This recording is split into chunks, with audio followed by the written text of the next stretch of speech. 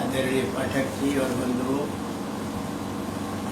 तुलसी जयंती के इस पावन अवसर पर हम सभी साहित्यकार कविगण उनके ज्योति चरणों में श्रद्धा के सुमन अर्पित करने के लिए एकत्र हुए हैं। वर्णानाम अर्थसंघानाम रसानाम छंदसामपि मंगलानां च कर्तारौ वंदे वाणी विनायकम्। गिरा अरथ जल बीच सम कहियत भिन्न भिन्न बंदौ सीताराम पद जिनहि परम प्रिय खिन्न। सीय राममय सब जग जाने करऊं सब प्रेम जोर जो पाने। कलिमल हरनि मंगल करनि तुलसी कथा रघुनाथ की। कीरति भलिति भूति भली सोई सुरसरि सम सब कर हित हुई। कविता के संदर्भ में उन्होंने जो अपना चिंतन प्रस्तुत किया है, उसके साथ ही उनकी निरभिमानता, सहजता, स्वाभाविकता देखिए कि कवि तो हो नहीं चतुर कहाऊं मति अनुरूप राम गुण गाऊं। कवि न हो नहीं चतुर प्रवीणा सकल कला सब विद्याहीना। कुछ पंक्तियां रखने वाले महाकवि अपने को कहने लगते हैं और उस शिखर पर पहुंचे हुए कह रहे हैं कि हम तो भाई कवि हैं नहीं, हम काव्य शास्त्र नहीं जानते, कुछ नहीं जानते। और पाठक जी ने कहा नाना पुराण निगमागम संवतम जब रामायण निगदितम क्वचिदन्य को क्वचित अन्यतः अपि। केवल भारतीय दर्शन नहीं, केवल भारतीय साहित्य नहीं, क्वचित अन्यतः अपि। अरबी है, फारसी है और भी बहुत सारा जो उस समय तक का लिखित साहित्य था, सबका उन्होंने गहन अध्ययन किया था और उसके आधार पर उन्होंने एक रचना जो कल्पवृक्ष के रूप में या कामधेनु के रूप में कहिए या जिस रूप में कहिए, उन्होंने हम सब के लिए, समूचे विश्व के लिए सुलभ करा दी है। ऐसे उस महाकवि, विश्व कवि, कविकुल गुरु गोस्वामी तुलसीदास के श्री चरणों में हम सब लोग अपना मस्तक नमित करते हैं। उन्होंने जिस कालखंड में अपना जीवन शुरू किया था, वह अनेक प्रकार के अंतः संघर्षों का, विरोधों का कालखंड। शैव विष्णु को नहीं मानते थे, वैष्णव शैवों को नहीं मानते थे।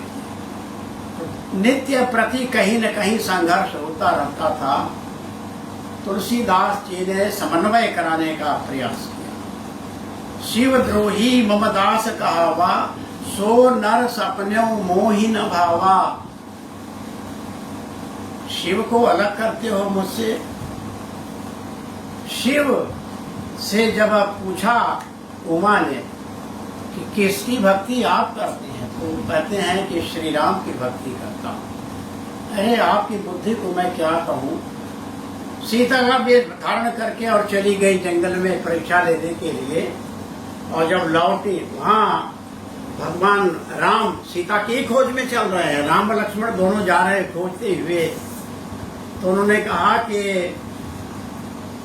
कहाँ वृषकेतु, वृषकेतु भगवान शिव कहाँ हैं? अकेली ही आप विपिन में घूम रही हैं। यहाँ बहुत से राक्षस हैं, खौफनाक जानवर हैं। आपका तो कुछ नहीं बिगड़ेगा, किंतु उनका तो घोर अपमान हो जाएगा। आप अपने पति की महिमा को ताक पर रख करके, और यहाँ आप मेरी माता के समान हैं।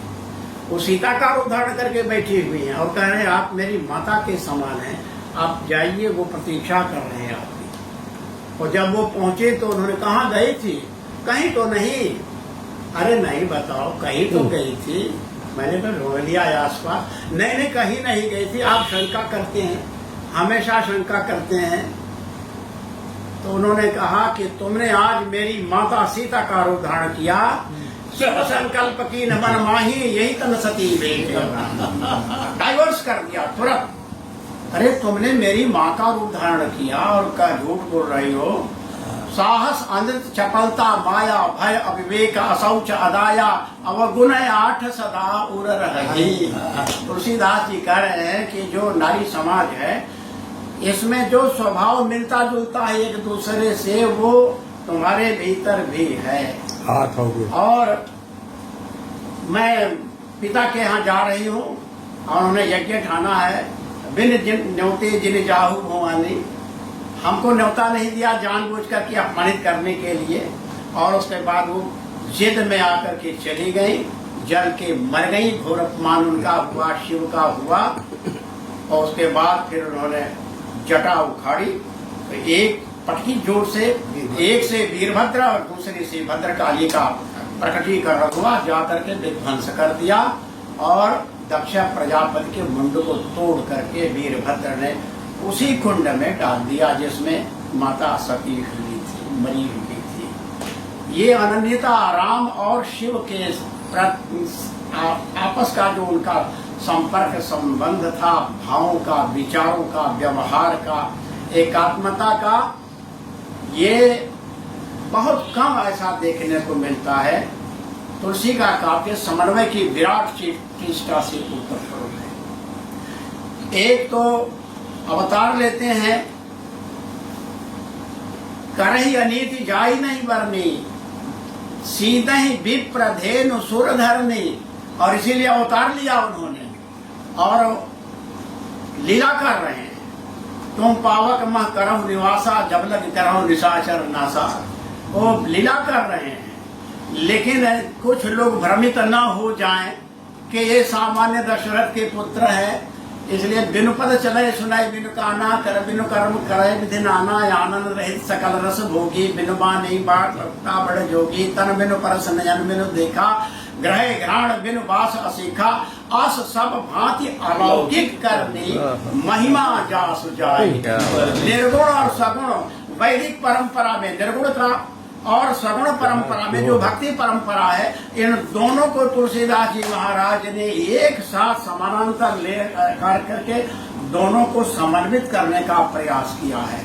विधि हरि शंभु न चामनी हारे, कोई यह न कह दे अरे दशरथ के पुत्र तो सामान्य मानव है, तो वहाँ तुलसीदास जी कह रहे हैं विधि हरि शंभु न चामनी हारे।